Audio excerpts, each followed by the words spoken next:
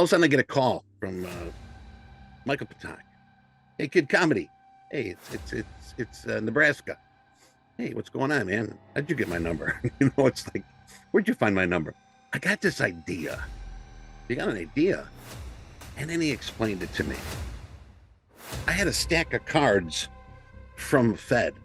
And so every once in a while, somebody'd come walking by and I'd write on a card, I'm watching you, stick it in their pocket. And, they had guys in the S&Ps that were electronic trading with like Sega Genesis controllers that they had hotkeyed to their computers. Did anyone in the pit ever care about the whole move? No, they were, look, you even said here, they're taking ticks. They're taking just ticks. You know what I'm saying? Right. When you've seen the transition from the pit and paper trading to electronic trading, do you think it is an easier environment to make money now than it was as a trader on the pit, or do you think it was easier back in the pits? What's up, traders? Welcome back to the Day Trading Show. Today, I'm sitting down with Eddie Horn. Eddie, some of you may know from Topstep. He's the voice in the background, the producer, but Eddie has a lot of trading stories to share. He has some valuable years that he spent as a runner and a trader on the pit, on the floor, and he also has been with Topstep since their founding years. So he talks a little bit about his journey with MP, growing the Topstep team, and everything in between. So you're gonna love this episode. A big thank you to Eddie. Thank you to the Topstep team for making this intro happen. Thank you to you guys, our listeners, and of course, thank you to our sponsors. And now, enjoy my conversation with Eddie Horn.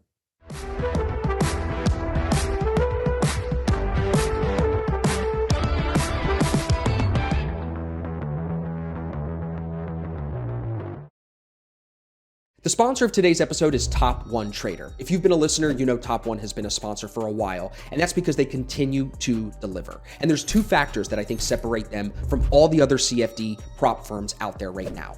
Now, they are a top 30 firm, and if you look at all of the other top 30 firms, this is not happening anywhere else. Number one, payouts in an hour or less, as fast as 8 minutes. It's crazy. It's like almost unbelievable. And also customer service that they actually answer your question when you hit the live chat in as quick as 60 seconds. Some of these firms, we won't mention names, take 2 weeks to get back to you. So when it comes to an industry that is very competitive, where you can get funded with so many different firms, you've got to find those standout features. All the challenges are basically the same price. All of the rules are basically the same. But where Top One separates themselves, like I said, is in payout speed and reliability and customer service. So if you're looking to get funded with CFDs, check out Top One Trader. Use the link down below or flying in above the screen. That'll save you some money. The code is ASFX. That's going to save you 30%. We appreciate them for being a sponsor. Now let's get back to the show. Traders, welcome back to the show. Today, I've got a very special guest. Mr. Eddie Horn is in the building. Eddie, I am so excited to have you, man. Thank you. You know what, honestly, I'm pretty stoked being here. This is pretty cool. I'm excited to ask. Actually, I'm excited to hear what you want to ask me. But the book is open. Let's open the book and let's have at it. You are, man, you are usually the one asking the questions. So it's good to flip the script and put you in the hot seat a little bit. So we're going to hit a lot, everybody. I'm going to try to cover a wide range of topics because people like yourself, Eddie, that have a lot of experience, you've got a lot to share. Some, of course, great stories, some lessons, hopefully along the way. But, Certainly. You just mentioned before we started the recording, you've been trading since the 80s. What got you into trading? Like, what was it that attracted you to the floor? Well, actually, didn't start trading in the 80s, started in the 90s. Started on the floor as a runner. Now, my sister Debbie was filling in the S&Ps, and she brought me on the floor to check it out. She's like, "Hey, well, you want a job?" And I had like graduated Friday, and this was on a Monday, so it was like, let me check it out. And to be honest with you, just getting on the trading floor, it was like, what the hell is going on? I mean, that's usually the first vision that somebody does have. It's total chaos. My God, what are they doing? How do they know how to do this? And what the thing was is her trading group had gotten a bunch of pizzas, and coming out of high school and going right into the business world, I thought free pizza was pretty cool. So I'm like, do they do this a lot? and she's like, yeah, we do, sandwiches, pizzas, whatever. They always, and I was like, okay, you know what? I'm very interested in having a job where they give you free pizza. Um, so she got me a job uh, running, and it was at Whitehall. Um, so met some friends there, teamed up with some friends. We were young kids, running orders, and that's how it basically started. She was like I said, filling orders in the S&Ps. She later uh, went on to work with Marty Schwartz. Really? And if you read the book, Pitbull. read Marty's book, she is Debbie in the book. That's crazy. She's named a lot here, and boy, there's some stories there, but that's for another episode. That's super, super small world. That is insane. That's insane. How long did she work in the pits for? Um, gosh, she was there for a long, probably just as long as I was. She was Wow. there a few years before me, and she quit a few years prior, before I left the floor. But yeah, she did a lot there. She worked for Daiwa, and she worked for some other companies. But And at that yeah, time, it was probably what, 90% men, 10% women, if that? you know what? Pretty much. Yeah. And the women on the floor, you know, that were filling had nothing to do with men. It was all business, and you knew that too. Yeah. They were just strictly business, and they were making a lot of money. They were doing very well, and just word of mouth, you know, um, you know, having great trades and knowing when to do what. So they were pretty much focused on the financial end of all of it. Yeah. That's what I would expect from the small percentage of women that do attempt to make it on the floor. I would expect them to be all business, very serious. So Right. then how along that journey, how'd you meet MP? Where does he come into this picture? Did you meet him No, initially? Like, this was probably towards the end, um, when the Dow and the S&P sort of came to the board of trade. Dow was there, the S&Ps came there, and it was more of an acquaintance. I was doing business for First Chicago, and what would happen is, I'd be on the phones, take an order in the pit, put it in there, and just nonchalantly, hey, what's going on, man? How you doing? How you doing? And that's basically how we met. He was a kid from Nebraska, and you could, picking up and moving and coming to Chicago. You'd give the person respect, and that's where it sort of came off, and just casual conversation, but my guys, I would have Deutsche Bank and Royal Bank of Canada, RBC, Bear Stearns, and what they would do is, they'd be like, Eddie, sell 1,000 by noon, and I'd get this order done, have it done by noon, sometimes earlier, and if the prices were skewed, like if maybe I did 65 on 300, 66 on another 300 or whatever, they would always ask me, what can you make at one price? Okay, fine. Guys at Deutsche Bank would do that, make it much easier for them. And what I would do is I'd go to the pit and tell the guys, hey, can we make it all one price? And usually it would be benefit to the local. Now Michael was a local, working for himself, and they loved that. It would be like, here's some extra money. We want one price only, and that's how we sort of met a little bit better, bonded, and talked a little bit more. interesting. That's very interesting. So you were really representing the banks as a runner at that time, still trying to fulfill. Was that technically the title, a runner at that point, or is it Well, different? You're a actually, trader. I had gotten a desk job. Got it. If we can rewind here a little bit Yeah. in the here. In the progression. There we go. Okay, we're Yep. gonna Yep. rewind. There we go. It Okay. wouldn't be a podcast with Eddie without the sound effects. um Working when I first started running, Yeah. I got promoted to a job at a desk, Okay. and I had a runner myself. And to be honest with you, I wasn't too well versed in ARB, with the hand, putting the prices and orders in the pit with your hand. I was good at it, but I wasn't too sure. So I had a runner with me. And more or less, I'd get a call. Hey, sell 50. I was in the currencies.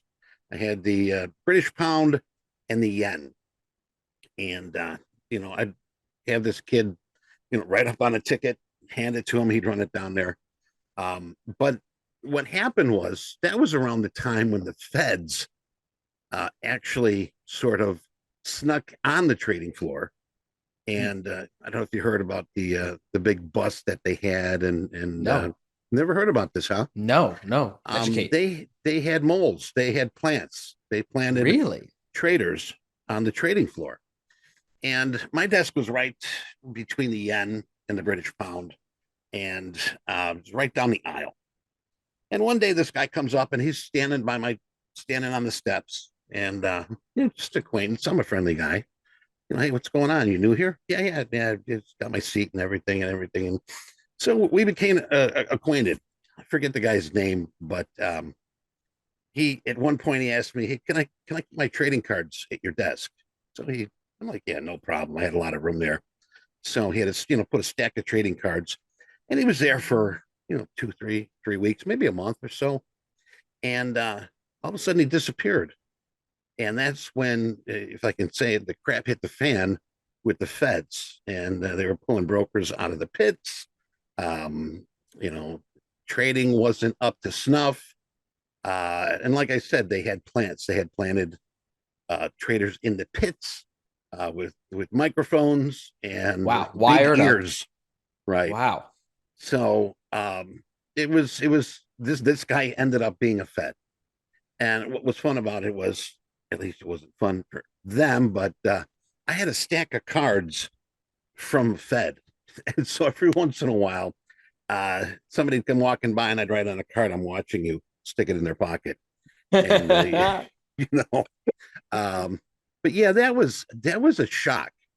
A lot of people did get hit, and a lot of people got pulled off the floor and never to be seen again. Was it for So fudging numbers, fudging the books? It just was for not keeping things clean. fudging, letting people know what was in their deck, front running orders, yeah, whatever they were doing. I mean, I didn't know actually what and how they did do it, but if you look, you can look it up. You can look it up, and they'll probably have a list of names there. But there was two brothers that I'm not going to name names, um, but uh, one started about maybe 3 weeks in, and he was a nice guy, real nice guy, and he starts bragging about the new Corvette he got, and we're looking at each other like, man, this guy just started down there. He's got a new Corvette. Boy, this is the business to be in. He was one that went down. Both of the Not a brothers went surprise. down, and so forth. But um, anyway, I mean, there's a lot that happened during that time, and once the crap hit the fan, everybody was straight up, and I mean, there was honest people there. There were honest people there. Not to say that the business was criminalized, but it was to a fact with a few people that they did find guilty. Wow. So, yeah, that was one of them. And then after that, The Black Shirt Club has seen unprecedented success in the last couple of months, and I can't tell you exactly why. I'm being honest. Is it the coaching? Me and our coaches are getting better. Is it the markets? Maybe the markets are easier to trade. Is it the funding challenges? Or maybe it's a community environment that we cultivate in the Black Shirt Club. Maybe it's a combination of all of those things. Whatever it is, the Black Shirt Club traders are crushing it. We've had multiple 5-figure payouts, multiple 6-figure payouts, and more importantly than that, multiple people passing their first funding challenge ever after spinning their wheels on their own for so long. So if that sounds like you and you want to be a part of the people that are getting paid out, what you need to do is get yourself around like-minded traders. You need to be coached and held accountable to a higher standard.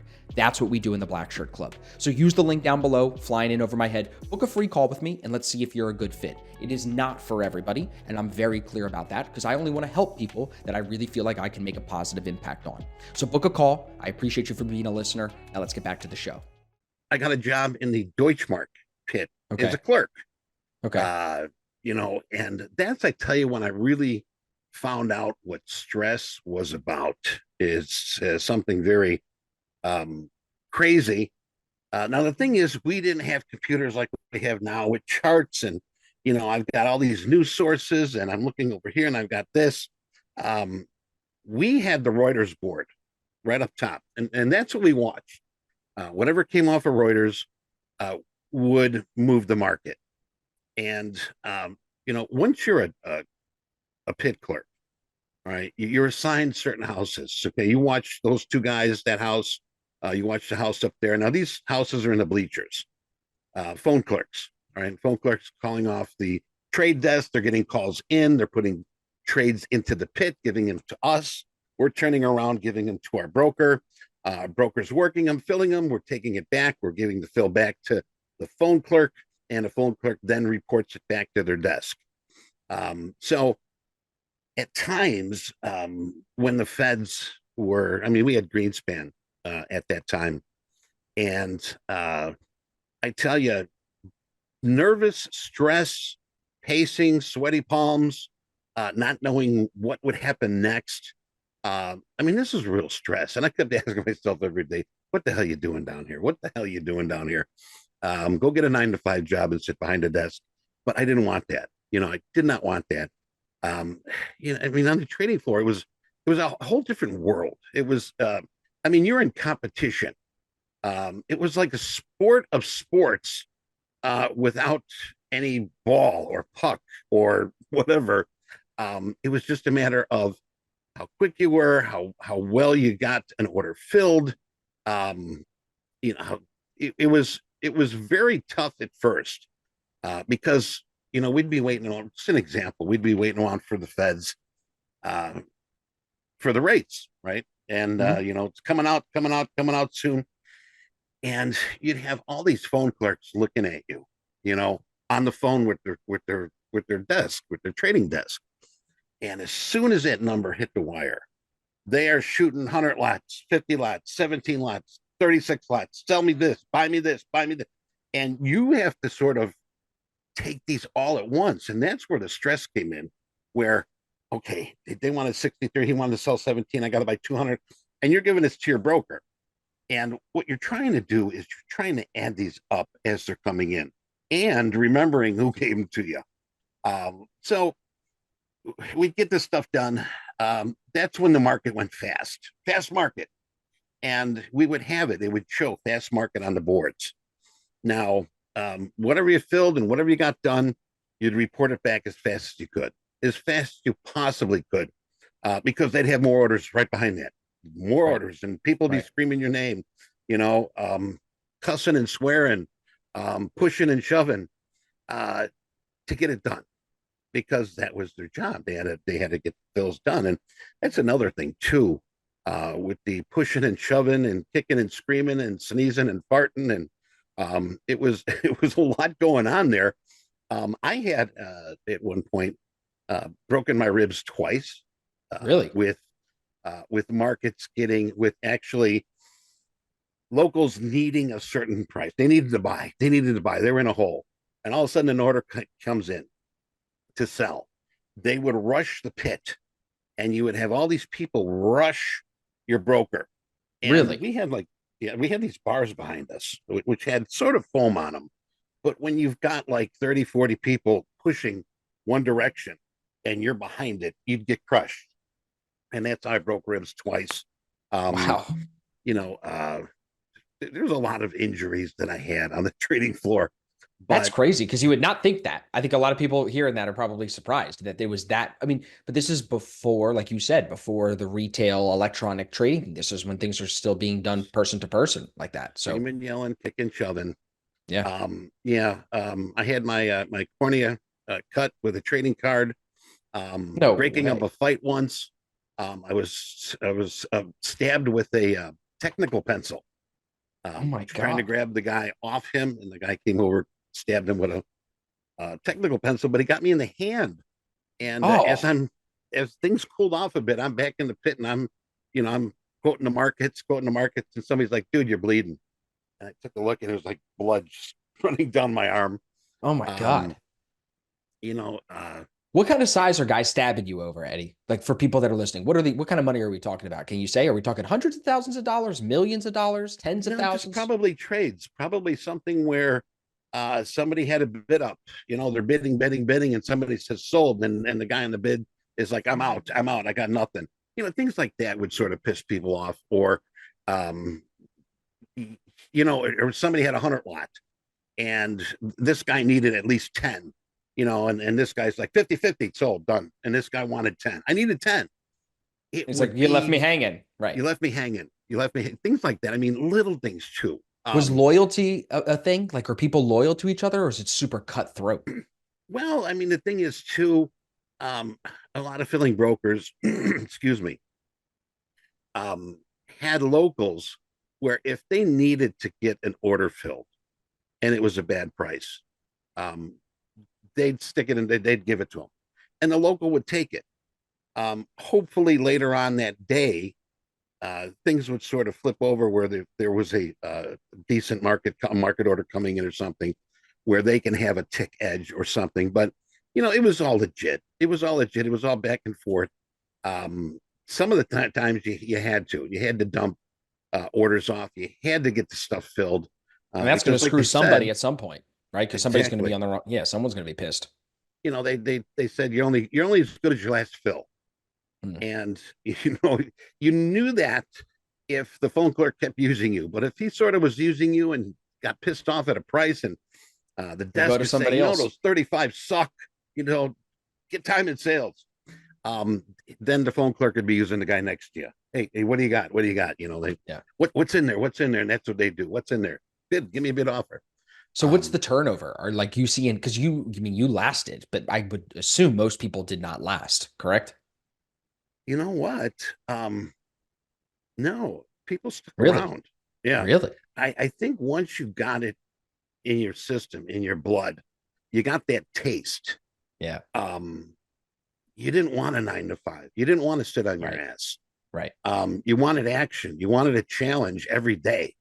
Right. And I tell you, I mean, just I commuted on the train, after the market closed. I mean, it would be, hey, that was a good game, victory. You'd have that sense, that sporting sense of winning.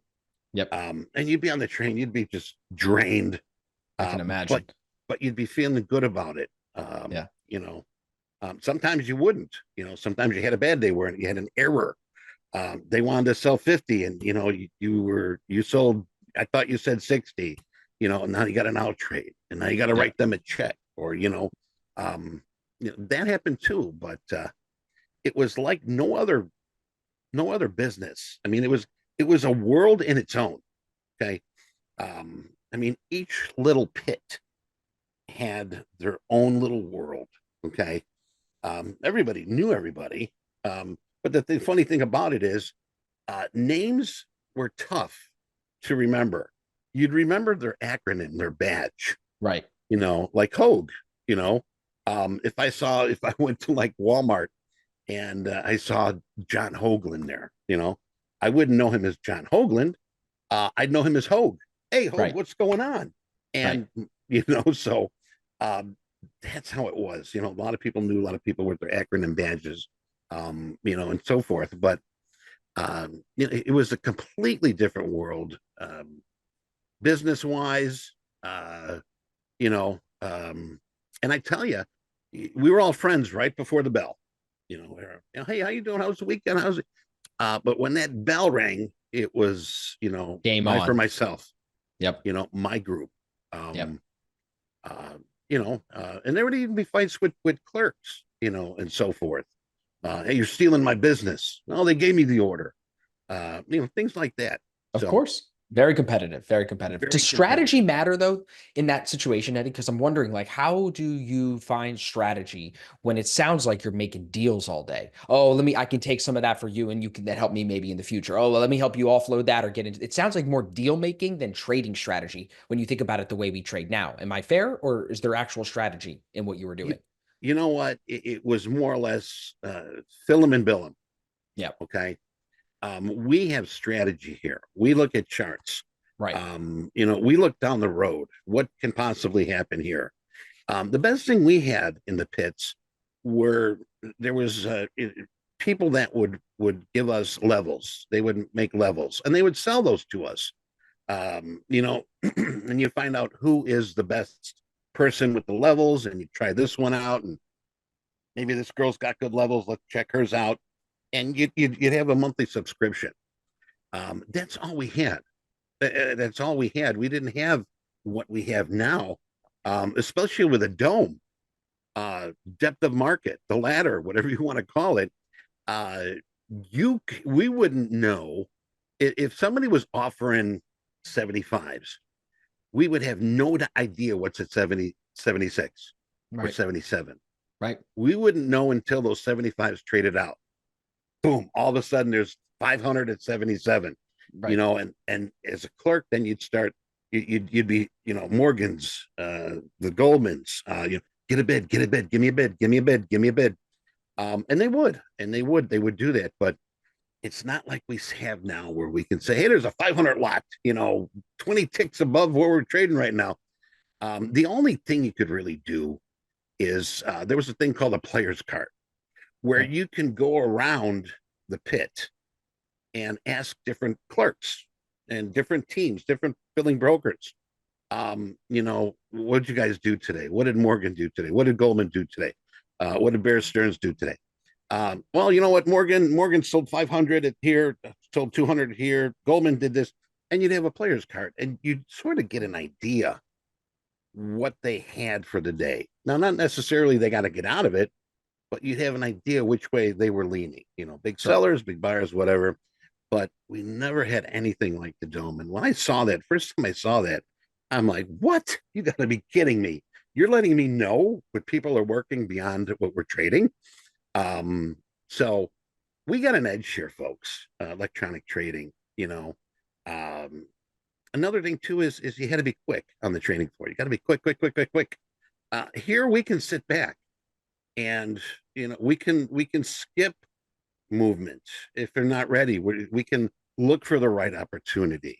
And that's one of the best things here about electronic trading is that you know anybody can do it. Back on the trading floor, you had to have some grit.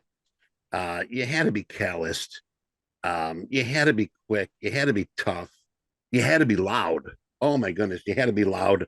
If you weren't loud, people would not hear you. You know, I mean, these guys would be screaming, and some of these brokers, if you talk to them now, they're like, "Yeah, how you doing? I'm yeah, yeah, yeah. I used to Because be their on the voice trading is floor, gone. Right. right?" Because they blew it out there. It's like Hogan myself. You know, we got these raspy voices because we're screaming for years, Right. screaming and yelling, kicking and Right. punching. Right. So So now, okay, that's good background to that, Eddie. So now we understand even how you met MP. When did you meet Hogue? Johnny, well, the thing is, meeting Michael Pak, MP. I had gotten that's when the floor was closing down, Okay. and First Chicago had given me have, gave me their spread business, so I was doing spreads. That sort of petered out, all right, and it's like, man, the floor is really closing, and this was, you know, they're killing my world, you I know, was and going they to were say, this talking is a about the sad stick and moment. it was. It's like, well, what do I do now? You know, Right. where can I Right. scream, yell, kick, and punch? Nowhere. Um, but you know, this happened. The floor was closing up. You know, I had the spread business. Um, I had to give it up. My good friends at Deutsche Bank, they tried their hardest. It did not work. Royal Bank of Canada had some great people over there also. But I went to unemployment. You know, lost the job, handed everything in, and went on unemployment. And you know, before I knew it, I was looking for a job at the zoo. I'm like, oh, animals. You know, I'd love animals. That would be such a fun job, feeding the gorilla. You know, or whatever. I was having fun with that. But all of a sudden, I get a call uh, from Michael Pak. Hey, kid, comedy. Hey, it's Nebraska. Hey, what's going on, man? How'd you get my number? You know, it's like, where'd you find my number?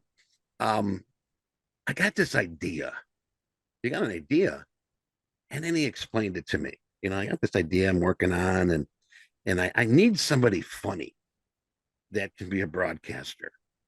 And I'm thinking, well, I mean, that sounds attractive.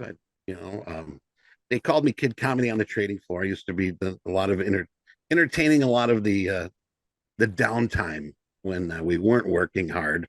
And yes, there was times at that where we didn't do much all day long. So I ran it past the wife, and she's like, "Yeah, is he a good guy?" I go, "Yeah, he's a great guy. He was a real nice guy on the trading floor." She goes, well, "Give it a shot."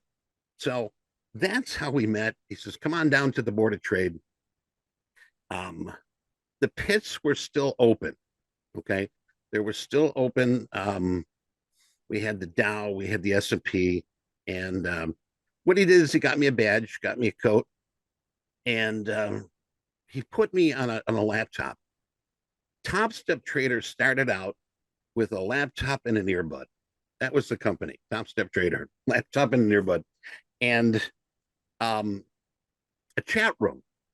Now the chat room had like about 5 names in it, and nobody ever responded back to me. So I think those names were just put in the chat room to get me going.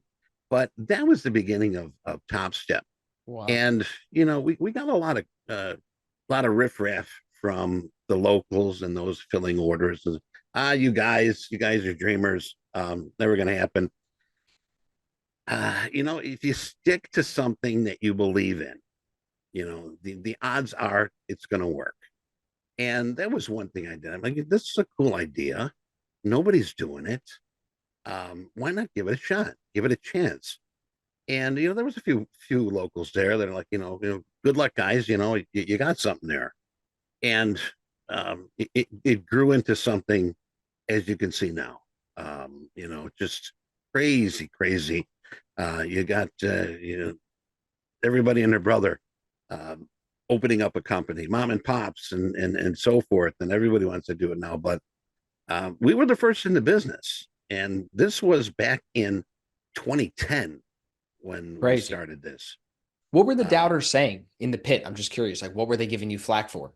Hey guys, I just want to let you know the free futures course that I put out a few weeks ago has been crushing it. We've had over 1,200 people sign up already. We have over 150 positive reviews. So if you're sleeping, if you're living under a rock, now is the time to grab this free futures course. I'm putting the link in the description. There's no gimmick, no catch. Go to whop.com, WHOP.com/ASFX, and you can grab the free course for yourself. If you watch it, leave me a review. That's all I ask. Now let's get back to the video. Oh, you guys are dreamers. You guys are. It's not going to work. It's not going to. But the thing was, it's like you sort of want to punch them in the throat. Prove them wrong a little bit, right? Yeah, exactly, 100%. Why? What was the idea originally? Like Michael was saying, we're going to fund traders that want to be on the pit but can't be here. Was that the pitch, basically? Basically, open it up for. I mean, electronic trading was happening. Yeah. They had guys in the S&Ps that were electronic trading with like Sega Genesis controllers that they had hotkeyed to their computers, and then Really? they had then they had the pit down there, so they would trade on electronic with their controllers. I'm buying 2 here at 15, and they look in the pit, and the bid is 17. They'd be like, "Hey, you know what? Sell 2." So they'd make 2 ticks on a 2 lot. That's how they sort of played it out. And then what happened was they would on the boards. Then you would have your big S&Ps or your big Dow, and then you would have your minis right next to it, and you'd be able to watch it, and the price would fluctuate. It was pretty much the same, but every once in a while the market would fluctuate, and people would react to it. The markets are going up like this, and all of a sudden one market would go this way, and they would take advantage of it. Get that trade in. But it was something that was there that you knew was the next step. All right, this is the future. And I had my filling brokers and so forth. Used to, back in 94, 95, the floor's going to close. They're going to do this and that. But it didn't happen until, after 2000. Right. that it really started to, gain steam and attention. And hey, people are doing this and they're making money. So, that's how it started. Interesting. When you've seen the transition from the pit and paper trading to electronic trading, do you think it is an easier environment to make money now than it was as a trader on the pit, or do you think it was easier back in the pits? Well, just from observation, um, if you join us in fast market and we get a good level, we had a good trade today. And the thing is, in the pits, you might have a few guys that you're like, hey, these quarters are good. It goes quarter bid, man. I'm going to be buying here. Yeah, you quarter bid. Yeah, it's good for me. But now we've got 1,000 people, Right. watching, and not to say everybody's going to do what we're doing, but we're getting ideas from so many people here. Our coaches, we're looking at charts. Things are lining up good. Uh, it. I think the thing is, one thing I have to say is, uh, locals in the pit back in the day, I had to give those guys credit where credit was due. A lot of guys, they got three babies at home, mortgage on the house, car payment, insurance. I'm putting food on the table. Johnny did that. Johnny Hogs did that, and it was something where you couldn't fail. There was not an option. You could not fail. So Yeah. think about it this way: we're sort of reckless when we trade electronics because we got a reset, or it's a combine, it's a simulated, or we could practice on a practice account. It didn't happen there. Okay, it was do or die. Bottom line, do or die. Yep. And the good thing about it is a lot of these locals, they knew discipline, they knew patience, they knew management, they knew how to manage, they knew when to walk away if they were having a bad day. They would use personal loss limits. And that's one of the guys on the trading floor that taught me about a personal loss limit. A guy from Goldman saved up the 50K T-bill, got a seat, was successful. And then I asked, what's the secret? And, he was 500 by 500. If I make close to 500, I'm good. If I lose 500, I'm out of here. And you had to stick to that. You had to really stick to that the best you could. Otherwise, honey, I don't have a job. Right. What are you going to do now? I think that's a good tip for. I think it's a good tip for traders that are trying to get prop payouts. To be honest, have a target, have a set limit, trade for tomorrow, come in, try to make your money, do your job, and move on. Because I mean, a lot of people you see, I'm sure on Topstep TV as well, they get hung up trying to catch the entire move. Oh, I was only in it for 10 points and it went 75. But if your job is not to catch the whole move, your job is to get payouts and maybe a live account and move in that direction. Why do you care if you got the whole move? Right? Did anyone in the pit ever care about the whole move? No, they were. Look, you even said here they're taking ticks. They're taking just ticks. You know what I'm saying? Right. Well, the the thing on the trading floor that was really never said was woulda, coulda, shoulda, and you hear a lot of that here. And like I would have let it run a little bit like I could, I should have. You get kicked in the ass for that on the trading floor. That was never said. And one thing I firmly believe that I've taken from the floor is take what the market gives you. I'm content 100, 200, $300 because I put it into perspective. It's when you start getting greedy, you're going to realize this. And if you journal, you're going to see what you're doing wrong. Greed cannot be a factor in trading. Take what the market gives you. If it gives you $100 a day, fine. Maybe tomorrow you come back, it'll give you 1,000. But you can't sort of say, I'm here to make $2,000 today. You might be able to, but if you don't, then what? All right. Discipline, patience, management. I've taken those with me, and I share those with when I was coaching. I'll share those every day. I bring those with me every day. Not have to say I'm the perfect trader. Gosh, I hit my DLL all the time because I'm human. That greed factor sort of sneaks in. Yeah. Oh man, but when I'm on, I'm following my rules. All right. Yep. On Top Step, my rules. Okay. Yep. And that's what we need to do. You need to commit to yourself first. You need to promise yourself, I'm going to do the best I can. I'm not going to jip myself. I'm not going to lie to myself. I'm not, but that's really so hard to do. It's really hard to do, Austin.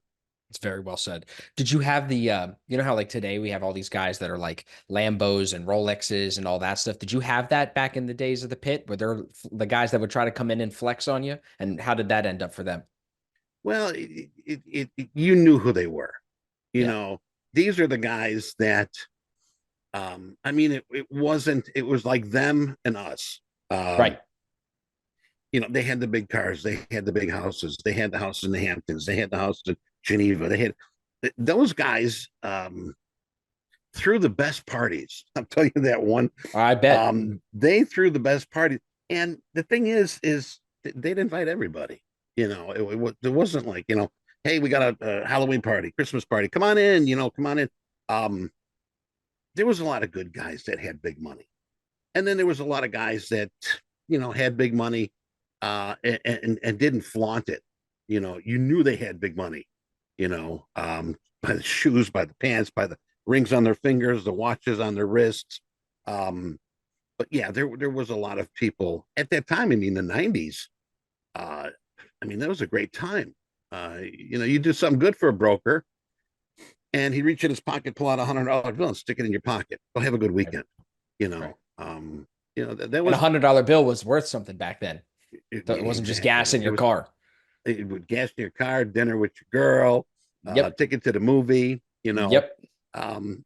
Those were times. There were times like that. Where money was big, money flowed. But times change. That's what I was going to say. What was it like when it was bad? 2001, 2008. At that point, things are definitely different, moving more electronic. But what was it like then? Were you seeing people just getting blown out left and right, or were they able to weather the storm? Well, the question there was what's the next house to shut down? Who's going to go bankrupt? Who's going to sell out? Who's going to do this? And it was a domino effect. You'd see this happening, and every time you'd see somebody go down, it was disheartening. You never want to see anybody fail. At least me. Like when you drive past these places that are like, going out of business sale, 75% off. I feel bad about that. The thing is, the reason being is that was somebody's dream of opening up a shop and being successful, and it just didn't work. All right, I got to close it down. I can't pay the bills here. 75% off, clear out. I'll take my losses, and I'll do something else. And it's basically what we saw also. Where things weren't working out. That was like my spreads. Spreads weren't happening as big as they used to be. And that was one of the things that sort of shut me down. Yeah. And, I took it in the stride, didn't want to do it.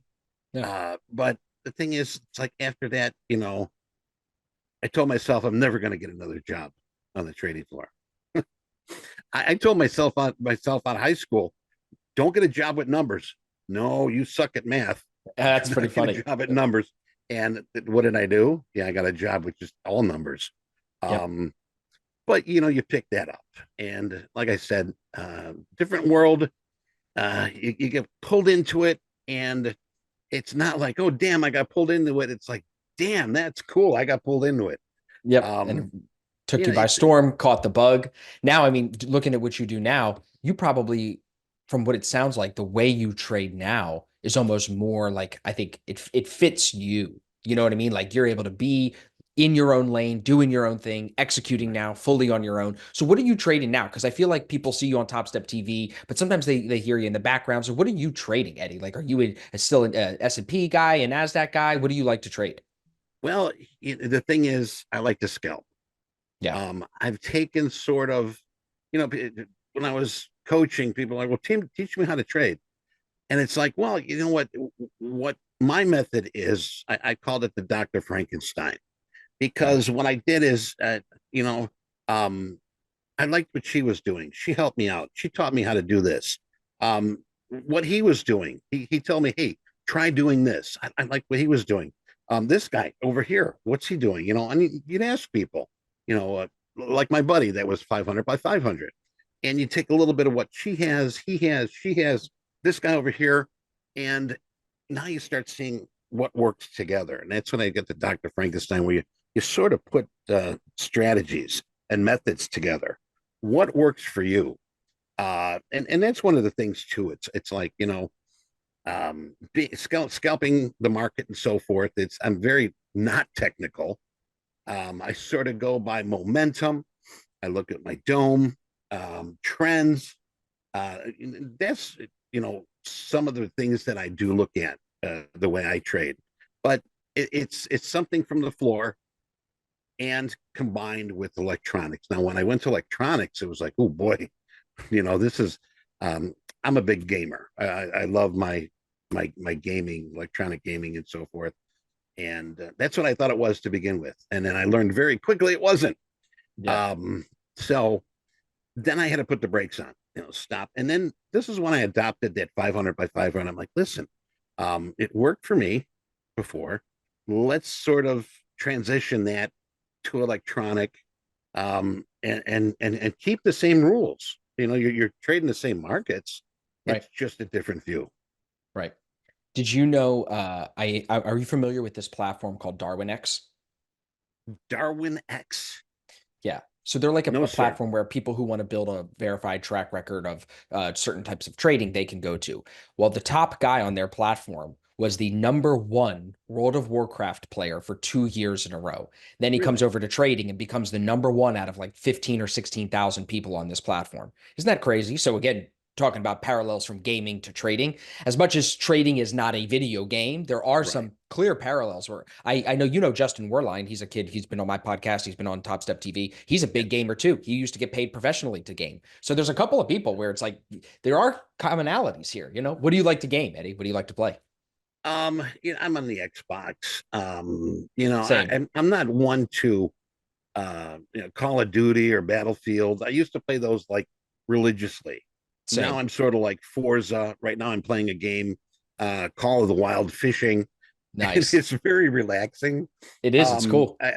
You get old, and it's like you don't want to be chasing somebody around a building for a while trying to blow them up with a hand grenade. It's much more relaxing at my age, to have a nice screen of a picturesque view of lake and a mountain and birds, and my wife is like, "Oh, you're cooling off a little bit, aren't you?" Now? Docile Eddie. Yeah, I used to be so good at Call of Duty, and it just now when I try to play it, I'm like, oh my God, these kids are so much better than me. It would take so much time to get back to that level. It's crazy.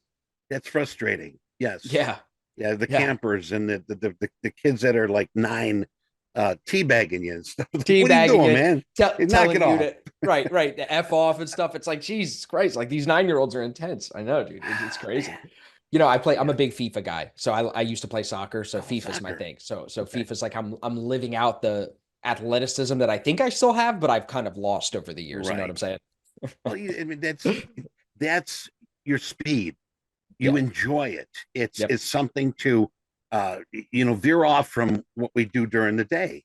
Yeah. I mean, nobody's got like a grenade or a machine gun or a tank to blow you up. I mean, you sort of fall into that. I mean, I'm not saying nothing wrong with Call of Duty or of course, if that's what you got to do. What are you doing though? Because like I feel like now, Eddie, you must be busy all day between trading and running TopstepTV. When are you like taking a break? Are you doing it in the morning? Are you doing it at night? Like, what's the schedule looking like for you now? It must be busy. Well, I mean, it is. I mean, we're up early, prepping the show, getting ready for the show and so forth. After this, I still got some work I have to do. So it'll be probably a, 10, 11 hour day. But it's, I mean, I don't mind because I'm in my realm. I'm in my environment. I love sitting behind the monitors, my computer, and getting things done, having things ready for, try to do the best I can there. But, it's as far as rest and relaxation, when I'm done, either the wife has dinner ready or We'll go get something. And, recently she's like, well, you going to go fishing? I go, yeah, honey, that's okay. She goes, you go fishing, honey. There you go. So, That's awesome. yeah. So, I So mean, I was there's going to time. say it. There's time, of course. Tell me about these pictures behind you. I'm sure people watching Top Step TV have a lot of questions. What do we got behind you there? What's impressive? Because I see some signatures on some pictures in there. I Well, yeah, I got see. the Mickey Mantle signature. Can't miss Um, that. Above that's Clint Eastwood. Ah, that's who it is. Um, it's Clint Eastwood. That's Over amazing. here Yeah, who's is that? that's Cheech and Chong. Oh, Um, nice. Grew up with them. That Um, is awesome. Actually, the guy's right here. Yeah. Yeah, Um, who's that? my favorite Mystery Science Theater 3000. I can Ah, watch that over and over again. I don't know if you've ever watched an episode of that, no. uh, but that's Trace and Frank, from the show, from the older shows. Right above that, we've got my collection of carved wooden figures. That's cool. I don't carve them, but I really respect the detail Oh, that it's people so have. hard. So Yeah, hard to do that. I mean, some of them are very little, and then of course, founding team member here, Topstep. Love that. What do we got over here? We got over here, Harry Carey. Got a Harry Carey autograph. Um, Wow. yeah, so I mean, it's just a lot of It's a stuff good that I collection. it's they put up there, and of course, uh, we're all trying to be fortune tellers. So, we all want a fortune, and we all want to make sure that we can sort of guess where the money is. Um, With our so crystal that, ball and our tarot cards. Yes, yeah, sir. yeah, Yep. yeah. But So we all know that. yeah, it's true. It's true. I do want to ask you, Eddie. I asked this question to, I would say a good amount of my guests, but I'm very curious to know your answer.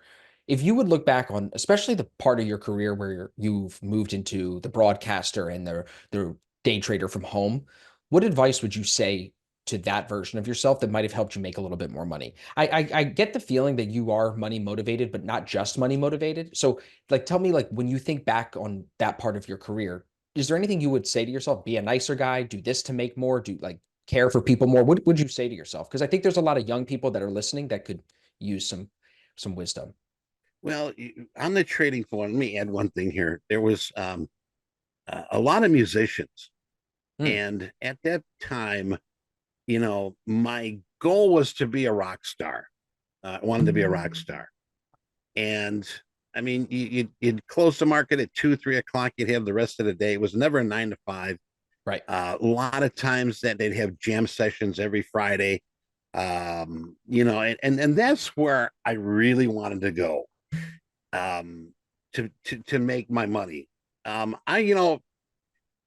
My dad wanted me to be a carpenter, and he respected that. I worked on the trading floor. I paid the bills. I paid my bills. I bought nice things. So there was, no reason to sort of put that down. And he respected me also being a musician, because I played in a lot of bands, played for about maybe 16 years. Traveled the Midwest, did a lot of Wow. events in the Midwest, went to New York twice, record albums. With one of the guys, James Hondros. We went up there, and he worked on the trading floor. Hmm. And I don't know what he's doing now, but I think he's doing a Beatles thing. I forget the name of the band, but there was a lot of musicians. I mean, Johnny Hoagland, played in bands. So it was like you were cool if you worked on the floor, you're in a band, and um, you'd invite people out. Hey, we're playing at Excalibur tonight. Come on up to Excalibur, or we're playing here at the Johnny Rockets. Come on and see us. But that was part of it. So if I could change anything, I would really have to sit down and think about it, because I had a decent income. It wasn't anything extravagant by any means, especially when I was a pit clerk. Um, the money, I mean, it was getting me by. I'd be able to buy a nice keyboard here and there. Like I said, pay my bills, have a nice car. and I was happy with that. Greed never was a factor. And I think even growing up from my family life before I even started there was, if you're happy with what you got, that's what you need. No reason to go overboard. And as things sort of grew and, the paycheck got a little bigger and so forth, uh, then you'd be able to add on to things. You'd be able to get a little better things. But I was never jealous of anybody on the floor making huge amounts of money. Um, I was in my own sort of lane and I stayed in my lane. Great answer. When you think to the younger guys, so that's what you would change. Nothing. You stayed in your own lane.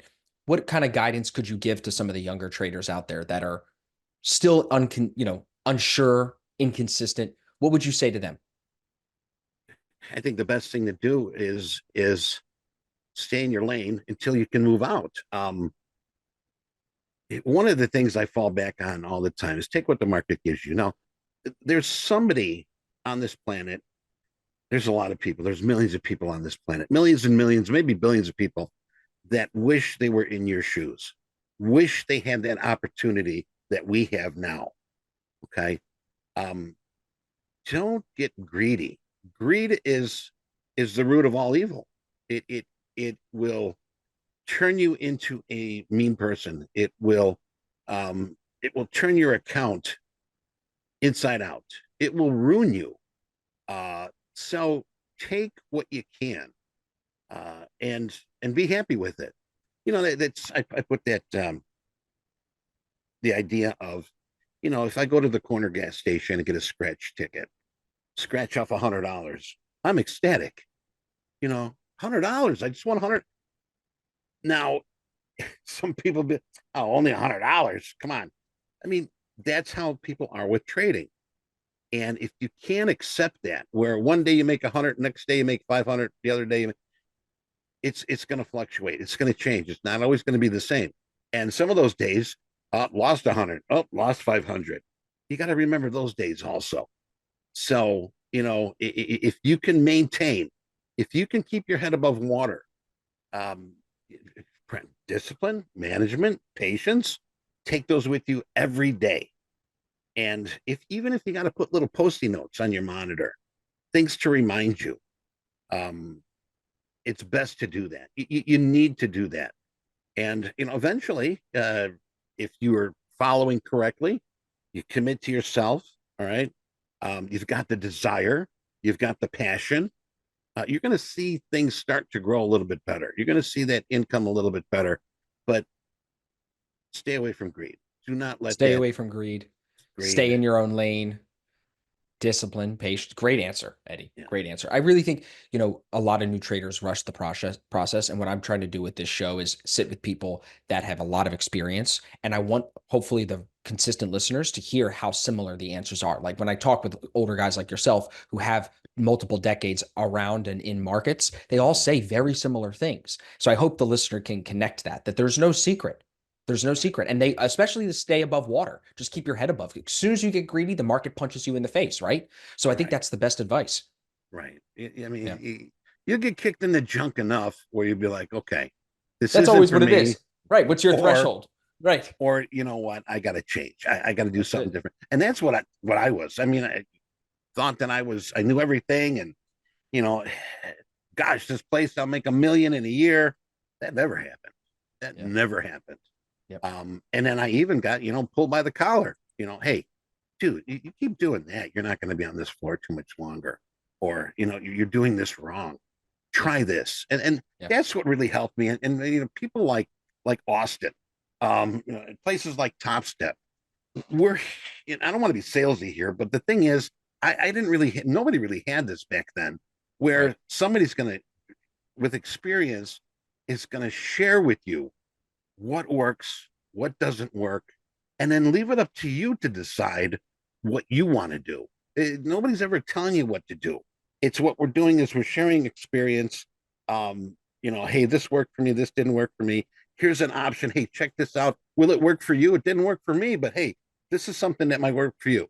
And what that's so great about electronic trading is that there's so much out there that you can do your own Dr. Frankenstein. You can take a little of that. You can take a little of this, and put it together. but be a sponge. Okay. Take as much information as you possibly can. Don't throw it away, file it. All right. You might not need something right now, but maybe down the road, your strategy's not working, something's not working. I need to fine tune this somewhere. And maybe you can take something out of that file, add to it, or take away from it, and get yourself back on track again. But we're blessed here. And for those that have this opportunity, you're sitting pretty. That's well said, Eddie. I really appreciate this, man. A lot of great insights, a lot of great wisdom from chatting with you. I know the audience is going to love it. I'm going to make sure we send everybody to Topstep TV, Eddie. I think that's probably the best place to find you, correct? You can find, yes, you can find me there. Usually I'm the voice in the background. I'll open up the opening call with Johnny Hoax and I'll close out. I'll do segments here and there, but when you hear the sound effects and you hear the voice in the background, it's either me, Jack, or JD, one of the three. But doors always open to Topstep, always open, and we'd be happy to have you. Come join us, see if you like what we're doing, and hopefully you can move forward in your journey in trading. Thank you, Eddie. You are the man. Audience, thank you for staying all the way through. If you are listening here at the end, do me a favor, head to YouTube, drop a comment on this video if you have any questions that you'd like me to ask Eddie in the future. Eddie, if we get a bunch of comments, we'll have to do a part 2 and dive a little deeper and see what the people want to hear. But I think this has been great. We covered some really awesome stories. And also, I think you did a great job of just putting wisdom into the stories too. It's not just here's a funny story or something, but there's some wisdom and some learning in it too. So I really appreciate you, man. I appreciate the time. Listeners, I appreciate you guys. Make sure you're subscribed, everybody, so you don't miss the next episode. And for now, we're signing off. We'll see you in the next one. Thanks, Eddie. Thanks, everybody. Thank you.